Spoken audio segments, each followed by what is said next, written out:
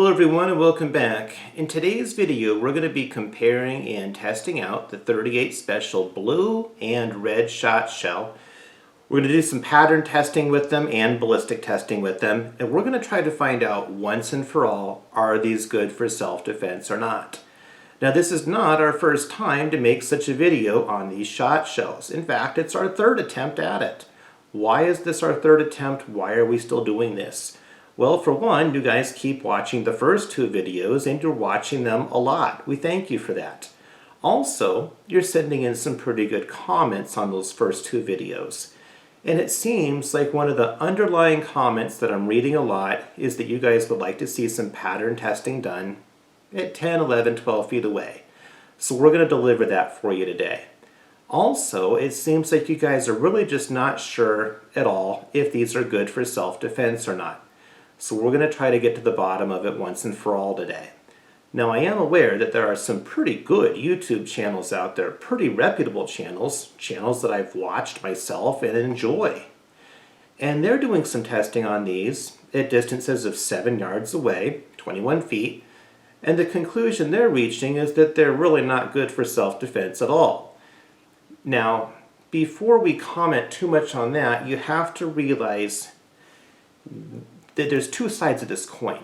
In order to understand why these are phenomenal for self-defense, it helps to understand the argument for when they're not so good at self-defense. It helps to understand that these pellets are very lightweight. They typically weigh less than 1 grain if you're shooting the blue shot shell, that is. So at distances of 21 feet, not all of the pellets are going to strike the target. You might be lucky to get 30 or 40% of the pellets to hit the target. And the pellets that do hit the target are not going to be coming in with their full velocity. They've slowed down significantly by that distance. Even though that doesn't seem like a lot of distance, these pellets are very light. Please remember that.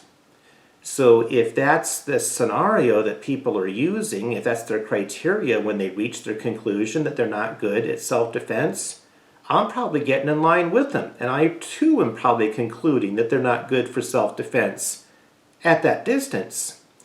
However, what happens when you close the distance? Now that you understand when they're not so good, here's when they are becoming better and better and better for self-defense. When the distance closes, now you have a situation where more pellets are likely to hit the target, and the pellets that are hitting are striking with greater authority. So we'll do two experiments today. We'll do some testing at 10, 11, 12 feet. We'll do some pattern testing, and then we're going to do some ballistic testing from about 2 feet away.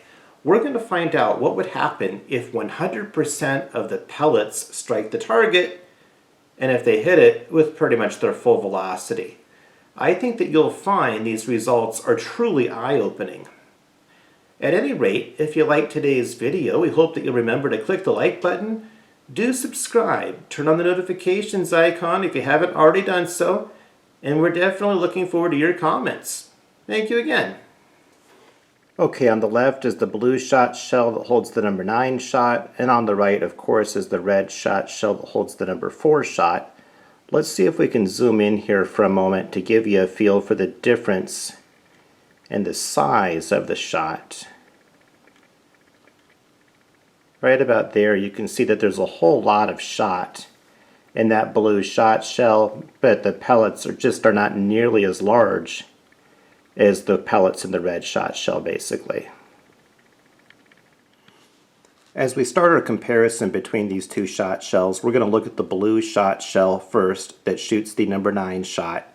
If you were to take one of these apart, you would find that there's about 110 pellets per shot shell. If you were to weigh the lead, you would find that it's about 90 grains worth of lead.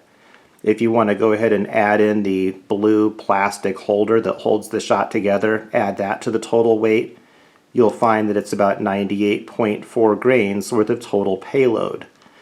When you compare that to the red shot shell that holds the number 4 shot, there's about 25 pellets in there.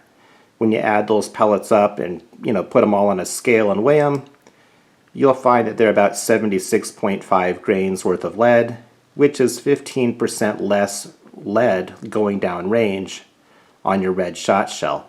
If you want to factor in the red plastic holder that holds the shot in there to your total weight, you've got about 84.7 grains worth of total payload going down range.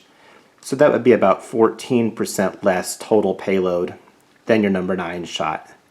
In terms of how much does each pellet weigh per pellet, if you take 90 grains, you divide that by 110 pellets, that's pretty obvious it's going to be less than 1 grain per pellet. No wonder these things are slowing down so quickly. There's just not a lot of mass to keep them going. So you've got 0.82 grains per pellet on that number 9 shot.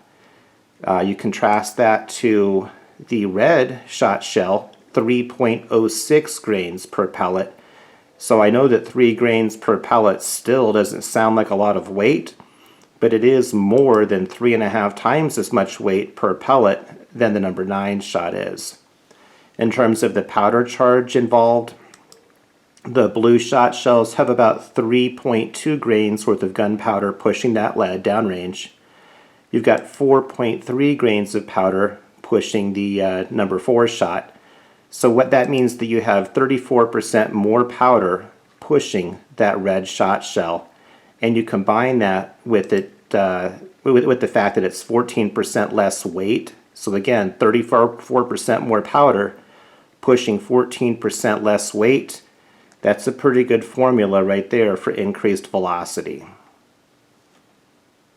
We're shooting 38 special blue shot shell, a distance about 10 to 12 feet away.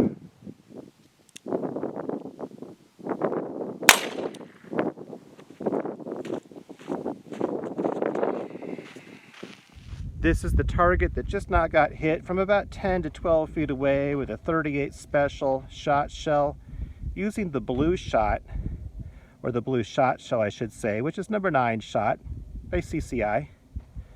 Here's what kind of a pattern it had. I was aiming right smack dab in the middle, aiming right there. And everything did go out the back side. As you can tell, all these little tiny holes, that's all the 9 shot, clearly making it through. We'll be shooting 38 special shot shell by CCI. This is the Big 4, is what they call it. It is number 4 shot.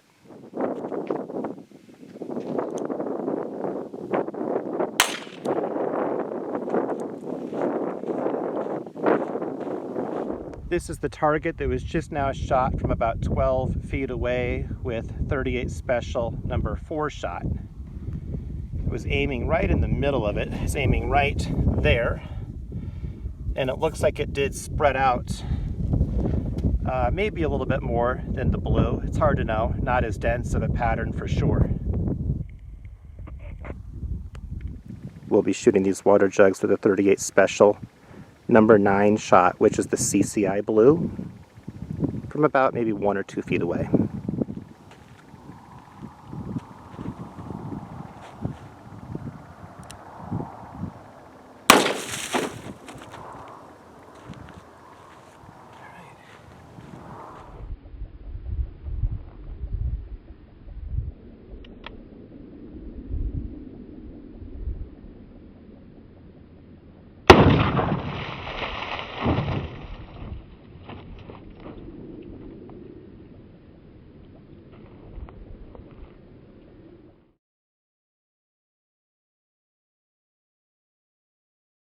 Walking up right now to the water jugs that just got hit from very close range with number 9 shot, 38 special. First water jug in line. You can see pretty much where the pellets went in. They were pretty much all real close together going in. Blew that thing wide open, got me good and wet. The water jug behind it, unharmed. Still full of water. It just fell off of there. It got blown off of there just from the sheer force of that first water jug opening up, I suppose. Unharmed and dry as can be. We'll be shooting these water jugs from a very close distance, 1 or 2 feet away, with CCI red shot shells. They are loaded with number 4 shot.